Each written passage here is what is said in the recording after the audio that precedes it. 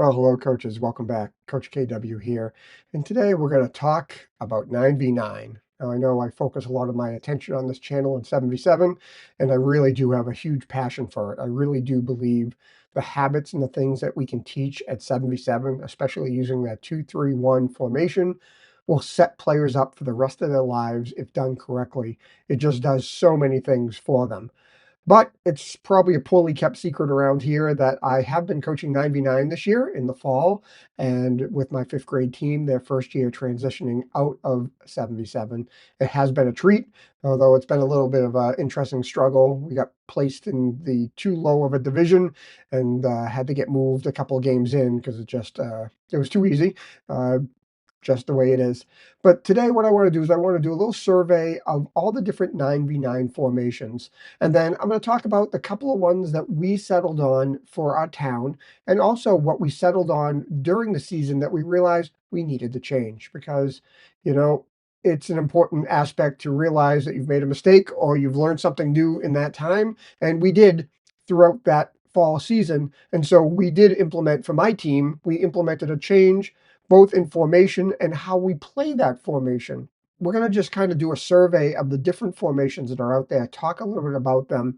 I'll talk about the ones that I did. And then in a separate video, I'll go into the details of how we used it, why we used it, and how we made the changes after the fact, because I think that's even more interesting is having that reflection to see what happened. So like any good modern person nowadays, I asked an AI assistant to give us some of the most common 9v9 formations. So you can see here on the side of the screen, as it scrolls up, I just basically asked most popular 9v9. I used DeepSeek, which is that new low-cost alternative to ChatGPT and Gemini that's shaken up the tech world recently, just as something new to try. As you may remember, or maybe you haven't caught on, I did a video recently using ChatGPT and Gemini to analyze my team stats and see how an AI assistant LLM could maybe uncover some things that maybe you didn't notice.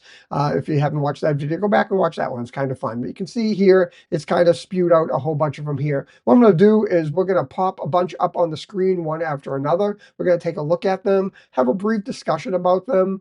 And then, like I said, I'll talk about the ones that we used and what we did when we changed it. And the ones, the one really now I've come to find is perhaps my favorite one for a lot of reasons. So let's take a look at some of these. All right, so I'm going to pop up some of these formations on the side here, and they're not in any sort of order in based on what was in that response from prompt from the AI bot there, but more I wanted to save the last four because I feel like they're the most common and they're the ones I saw the most, or those are the ones we used and I want to talk about a little bit more. But here we see we have a 3-4-1, which gives us a nice solid bank of three, a bank midfielders across the middle there, and a striker. And I need to say this, and it's far more important to think about this in 9v9 and 11v11, but coaches, the formation, the numbers, that is just the starting point and the basic layout. It doesn't really explain how to play it. And we'll take a look when we look at some of these other things, but there are so many coaches that I've dealt with over many years, and it becomes more apparent in 9v9 and 11v11.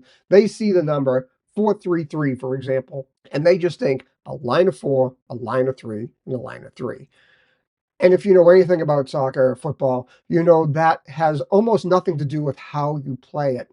The principles of play and your style of play really dictate the relationships between those different players on the field. So when you see a formation like this, a 3-4-1, it's not necessarily a line of three, a line of four, and a single person up top, but it's more of here's a starting description of how this formation moves and what the relationships are between different players. And I want you to keep that in mind because if you're new to the game or new to coaching 9v9 or 11v11, you came from coaching 7v7 and hopefully you used a 2-3-1, but perhaps you used a 3-3. It was very much 3-3 is very much two lines of three. Here we go. And the field is not so wide that the players don't get isolated, et cetera, et cetera. As we look through some of these formations and then we talk about how they're used in real life, I hope to demonstrate to you that it's more than just those numbers. And it's really important to know what sort of relationships and systems you're going to have when you play. The 3-4-1 has some advantages there. We've got a strong midfield. We've got those wide players. We've got a strong back end. But I would say that perhaps there's a better way to think about this, and we'll look at that in a little bit. Now, I mean, not to make any fun or anything about anybody who might have played this, but we did, if you look at some of my 7v7 videos, I talked about some of the formations I've seen out there. And one of the ones I've seen out there is the 2-2-2. And if you go back and you watch my what formation to do, I kind of tear it apart. And sorry, not sorry, but that's the case. And this is the 2-4-2, which to me sometimes feels like they've just taken and bolted two wide players onto that 2-2-2 as you transition from 7v7. Now, again, it's got a strong spine, but like the 3-3 or the 2-2-2, it's very much a bunch of boxes and squares. And so, depending on how you want to push your players around, if you're looking for angles of support and things like that, I feel like this can be kind of complicated to get that across to your players. And having three lines like that stacked up the middle does mean that those wide players tend to be out on their own. And if players start to shift back and forth, I can see how this formation could split apart or get pushed to one side or another. Again, I'm judging, but I'm not judging. But that is how I look at something like this. Is it does seem to me this formation is a little boxy, and getting your players to be trained to create some of those angles of support without being in flat lines with flat passes, square passes going across, I can see a challenge here. Here's one that was on that list from the AI bot, the 2-3-3. Kind of interesting. It basically said it was very offensive, and I can see why. We've loaded the front there. We've left our two center backs back there by their own, and you've got two lines of three in front of you. I can see how we could twist this relationship for some of these. It's almost a back four if you want, with a center midfielder. I can see different ways that we can play that, where we can have some of those relationships, keep our width without our players having to run a lot. But you will see in many of these 9v9 formations, the assumption, and you saw it if you saw it scroll by in the chatbot prompt as it came by, is they have this assumption that the wide players in 9v9 are going to be able to run the field up and down like a Premier League player. And the honest fact is, these fifth and sixth grade boys and girls at the town level and even at the many of the club level, they do not have that sort of stamina and work rate to constantly chug up and down a full size field, which in 9v9 can be 75 yards long. That's a long way to be running a lot of games. So even with lots of subs, it wears those players down. And if you look at some of the descriptions of a lot of these 9v9 things, they say these wide players have to be industrious and run a lot and do all these things. It's not realistic for most kids in most programs. It's just not. That being said, I can see how this could be very compact and very offensive, although it is leaving two center backs back, which could be a problem. And it also, it's very liney. It's very 3-3. And again, I can find ways to make triangles in here and do some things like that. But kids being kids, I would struggle, I think, for a lot of players to have some nuance in how we might play this. But it's an option that's out there. All right, here's one that's a little bit more avant-garde, and I just got a comment on in Reddit on one of my posts that they played this formation, the 3-1-3-1. And again, I find this very interesting, very different thinking on this. And as I read through some of the descriptions and how to play it, the only thing I kept thinking is it's very ambitious what it asks each of the players to do. So again, at a town level, perhaps, which is what we focus on here at this channel, playing, practicing twice a week, having a game on the weekends, having an 8 to 10 week season in the fall, and then having several months off and then playing again. I'm not sure that you could get all the nuances that from what I've read online about how you might play this across to players at that level. At a higher level, at a club level, sure, maybe if you're practicing 3 days a week and it's a lot more committed and those players, soccer is their thing, I could see how you could get some of the ideas across here. But it really does require that six in the back to slide from left to right. It means that your fullbacks or your two wide center backs have to move up and down in concert and slide. And the same with your wide players have to work in conjunction with other players moving around. So, well, I find it interesting. It's got a strong spine. It splits the field in half. It's kind of a balanced 4 up, 4 down sort of thing. I'm going to say for folks at our level, in meaning the town level where we're coming from, I think maybe this might be a little too ambitious and a little interesting. I also when I look at this, I find it hard to make a parallel to what I might do then at 11v11. Now that's just me, but I have a hard time figuring out how I translate this to some of the more popular 11v11. Have I spent a lot of time with it? No, but based on the research I have, again, I'm trying to make this so that if a volunteer coach, if I'm trying to help them, they need to be immediately be able to grasp what's going on. This one here, I feel like might be a little bit of a struggle. Now we're going to get into the ones I believe I've seen the most played against me or in other places. And this is a very popular 4-3-1. And you can see why it's popular. It's got a back four, so it's very similar to what you might see in any 11v11 formation with a back four, whether that's a 4-3-3, a 4-2-4-2, a 4-2-4, you name it, right? Back four. Very common to have that. We've got that midfield three. And really, if you think about this, it really is the 2-3-1 from our 7v7 days with the 2 and the 3, the 2 wide fullbacks added in. So there is some familiarity there. I can see how this could be a good transition element. Now, instead of one set of wide players, you have two sets of wide players. And so I can see how a team could set up to use those players to minimize some of the running, because those 2s and 3s aren't the only width that has to be there. You've got that 7 and 11. You could find a way to break the lines in terms of being flat. And now if you push some things up, you can create triangles either with the 6 and the 2 center backs, or the 7 and the 11 tucking in to make a set of triangles there, or a diamond with the 9. So I can see how that could work. And I saw a lot of this in my fall season.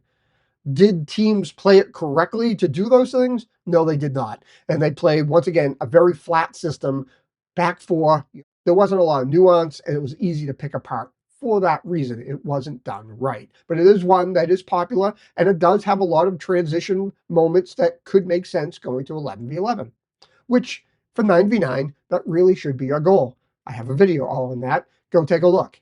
Here's another one that I saw a lot, and that is the 3-3-2. And again, this does seem to make some sense. It's easy to grasp for a volunteer coach who maybe isn't that experienced in soccer, where it makes sense. A bank of three. We were playing, a lot of teams played in a 3-3 and 7v7. I would never do that, but plenty of teams did. And then they take two new players, they put them up top, say, here we go, we got two strikers. The problem I have with this one, again, is naive coaches, new coaches, they play it as three sets of flat lines. And what happens is either the play all condenses into the middle, because just like in a 3-3 on 7v7, they all come to the middle, which leaves acres of space on the outside. Or if they do maintain this positioning, that poor midfielder is outnumbered all the time. Any of those midfielders basically get attacked 1v1, which turns into 2v1s and 3v1s, when somebody with a different sensibility of how to play up and put their players in right places gets in the middle of this. It's a lot of boxes again, kind of like that 2-2-2 with the 2-4-2. A lot of boxes happening here, not a lot of diagonals. So there are certainly ways to create more angles in this. But again, I feel like most of these coaches who use this, they're using it in a very sort of flat manner, and not giving that consideration of, do I take the 6 who's in the middle of that back line and push them forward, pulling in my 4 and 5, pull them in and create that triangle there? And then do I use that triangle behind that 8 with the 2 9s, or do I do something else so it looks like a Y, or do I and keep my wide players wide? There's some write-ups about this that talk about those wide players, again, pushing up, lots of running. I think you can avoid doing that on here. And again, this is popular, and I can see why. And there are definitely ways you could turn this so that you had some stability and you built some angles in outside the cross, the square passing. You do have some triangles there at the top, but I think there are better options out there. Now, this one here, maybe a little bit more avant-garde, but this is one of the two formations we gave to our 9v9 coaches. As you may know, I'm the technical director slash play development director. I develop all the plans for all the teams from 4v4 to 11v11 to say, this is our style of play in our town. So we have a consistent way of going. 9v9 was the next one after 4v4 and 7v7, where this year was the year we started to introduce, after we had some experimentation from some other coaches last year to help me put these together. This is one of the ones we came up with. If you take away the 2 center backs, the 4 and the 5, it is our beloved 2-3-1 from 7v7. Those 2 players, we add just those 2 extra players as center backs. and everything else stays basically the same from the 2-3-1. The two sixes now, just like the two center backs in 7v7, they just slide back and forth and move back and forth across the field. And we're going to look more about that perhaps in the other video about these formations, where the difference from when they were both center backs, where they just kind of slid back and forth, is what we wanted them to do in this formation is double pivot. And this is where we were wanting to train those players in that double pivot where one pushes forward and one drops back to make a back three from one side of the field to the other. Because our preferred formation in my town at 11v11 is a modified 4-2-3-1. Putting the two center backs in the back just meant, hey, do what you did in 7v7. Now, as the two center backs just slide back and forth to protect. Everybody else's relationship pretty much stayed the same. And it was a great transitional formation for teams who did not have a lot of time in the preseason or just needed something comfortable to get going once they started. And to be honest, my team, which is the one team, quote unquote, the one team, the fifth grade one team, we actually started with this. Even though we had a full preseason, that preseason I had to coach all the fifth graders in a bunch because the two-team coach wasn't available. And so we just focused on what's the easiest to do when we don't have our own practice time to do it. And so we started the season 3 games with this. And I'll talk in another video about why we switched. We'll take a look at actual game video. We loved the midfield triangle. That wedge in the middle was super effective in keeping teams from getting in the middle, and we outnumbered most of them because in reality, there's 5 in the midfield. But when I move to the next formation and we talk about how we handled it, you'll see that we actually just took that and literally turned it on its head. And the formation we ended up with is the 3-2-3. Again, we saw a few of these against us, but what happened was teams played it very flat. A flat line of 3, 2 in the middle, and a flat line at the top. So like I said, when I said sometimes we had 3 players up against my 2 center backs, it was because they were doing this. Basically, the 2 8s in the middle of the field and that 6 in the middle of the back line is the same triangle that we just saw in this formation. We've just flipped it on its head. So instead of having 1 high and 2 holding, we flipped it around. We have 2 pushed forward and 1 holding. And that made all the difference in this formation, is when we were in possession, that 6 step forward, the 2 center backs dropped in, and now we had 6 players in attack with that 6 kind of hovering just below the circle, kind of where the 9 is right now, almost acting like a quarterback. They could see the whole field. If something was to go wrong on one side of the field or another, they could recycle that ball back to the 6. If he had problems, he could turn around and find his center backs or his keeper and restart. But a lot of times they'd get that ball back and then find another option on the other side of the field. Gave us tons of players in the middle. You can see that diamond between the 6, the 2 8s, and the 9, plus the 7, the 11. So against practically every formation we came up against, because of the way other teams played it, we had anywhere from 3 to 5 players in the midfield.